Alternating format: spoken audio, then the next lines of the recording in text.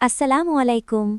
প্রশ্ন, বাসায় শুধু পুরুষ বলতে বাবা আর ভাই আছে। আমি মেয়ে হিসাবে সুগন্ধি ব্যবহার করে নামাজ আদায় করতে পারব? এতে কি গুনাহ হবে? ওয়ালাইকুম আসসালাম ওয়ারহমতুল্লাহি ওয়াবারাকাত। সম্মানিত দিনী ভাই, কোরআন ও হাদিসের আলোকে প্রশ্নের সমাধান। আতর বা সুগন্ধি ব্যবহার করা নারীদের সাজসজ্জার একটি দিক। নারীরা ঘরে নিজের পরিবারের গণ্ডিতে যেখানে মাহরাম থাকবে সেখানে আতর বা সুগন্ধি ব্যবহার করতে পারবেন, কিন্তু এটা ব্যবহার করে বের হওয়া তার জন্য জায়েজ নেই। কেননা আল্লাহ তাআলা বলেছেন, ওয়ালা ইউবদিনা যিনাতাহুন্না, তারা যেন তাদের সজ্জা প্রকাশ না করে। সূরা আন-নূর ৩১। হাদিস শরীফে এসেছে, আবু মুসা আল আশআরী রাদিয়াল্লাহু আনহু হতে বর্ণিত।